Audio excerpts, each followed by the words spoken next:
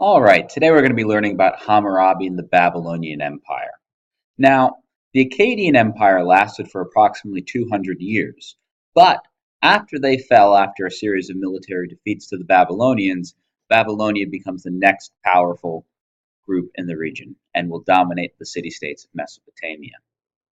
The only ruler that you're going to need to know about is Hammurabi, who is famous for creating Hammurabi's Code, which is one of the earliest law codes. What was special about Hammurabi's code was the fact that it was the same throughout his entire empire.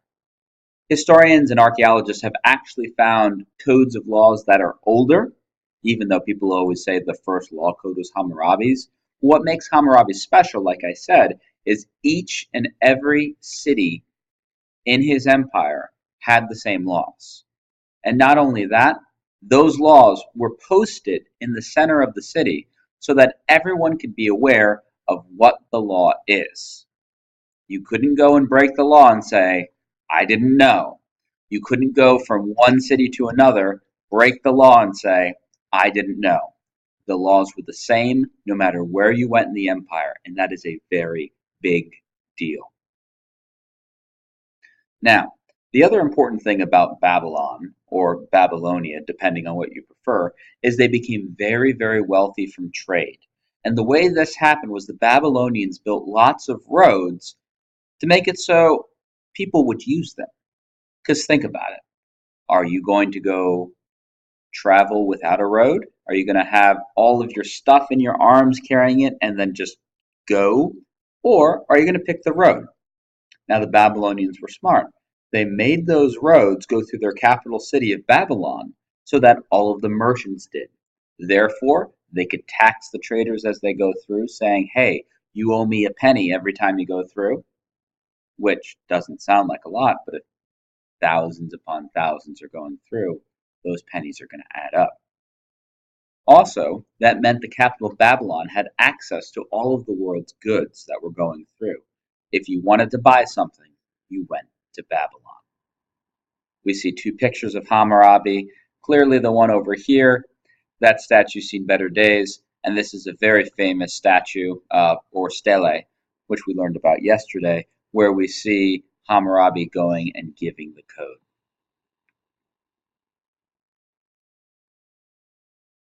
So, this territory we see is Hammurabi's empire, the Babylonian Empire, during that time.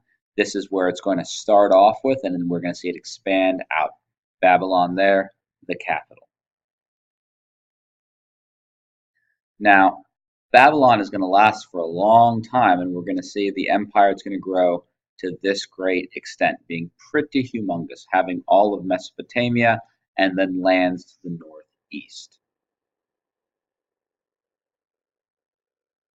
So, like I said, Hammurabi's code is going to be the focus for today.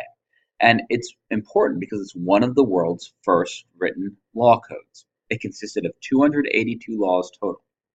And, like I said, steles have this law written on them, and they're throughout the whole empire. Every city and a lot of towns would have these so that you knew what the law was. The law was the same in every single city. I can't stress this enough.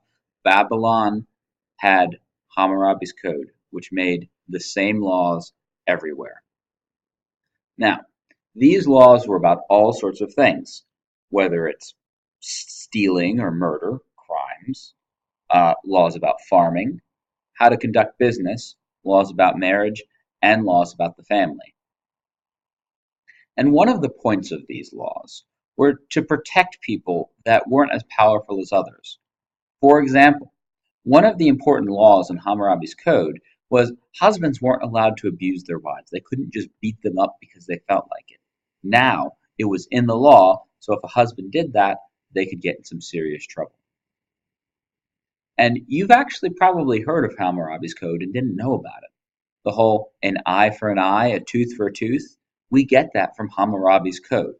And the whole idea was if you go and poke someone's eye out, your punishment should fit the crime. Therefore, if you cause Sarah to no longer have an eye, your eye should be removed. So we have several other examples.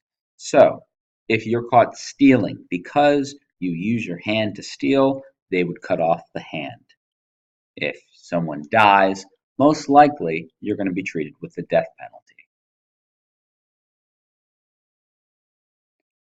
Now, we are going to be going and looking at a couple different scenarios that were possible. So, with your substitute, they're going to need to pause it after I read it out so you can talk about it, and then we'll see how close you came.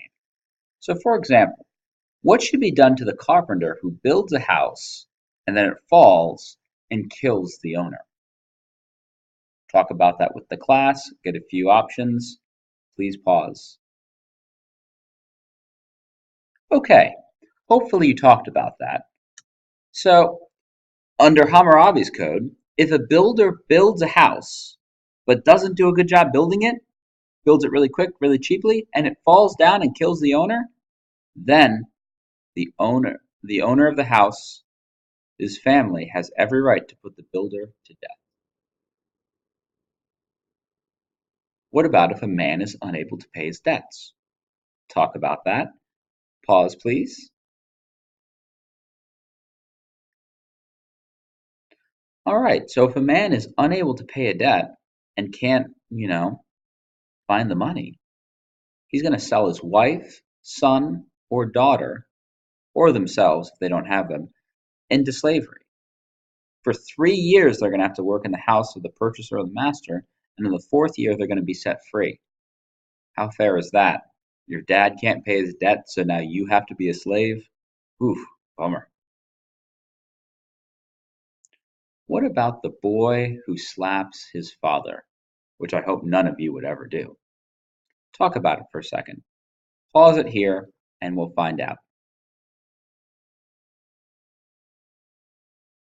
Both hands shall be cut off. Wow, now that is a strict punishment.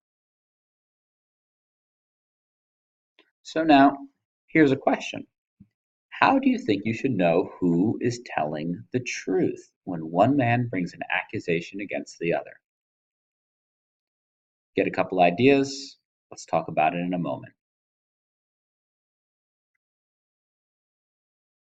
Now, this gets a little complicated because you have to remember that the people of Mesopotamia were very religious. Remember, they were polytheistic, meaning they had many gods. I hope you said it.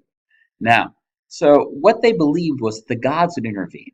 So, if Khalik says that Ben stole something from him, what's going to happen is the accused is going to go leap in the river, jump in the river. So that means Ben, because Khalik says he was stealing, is going to have to jump in the river.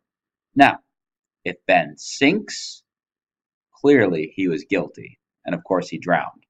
So the person who said he stole from him will take his house, take his stuff. But if Ben doesn't sink, if Ben is able to swim to the other side, that means Khalik will be executed because he unfairly accused the man. Does that sound fair? Do we think that's how things should be decided? Now, tomorrow we're going to work on this assignment. Or if you have time when class is not, excuse me, we're going to work on this assignment when you finish your assignment, but we're also going to work on it tomorrow if you don't finish. So what you're going to want to do is you're going to make a list of 5 laws. Make them Hammurabi style. The punishment must fit the crime. You must say a scenario and a punishment for breaking the law. We'll work on the cuneiform later when I have that in front of you. So like I said, we're going to work on our activity now that the substitute is going to give you. Your short reading and questions. And if you finish early, you can get started ahead of time. I apologize for the confusion. Have a great day. I'll see you later.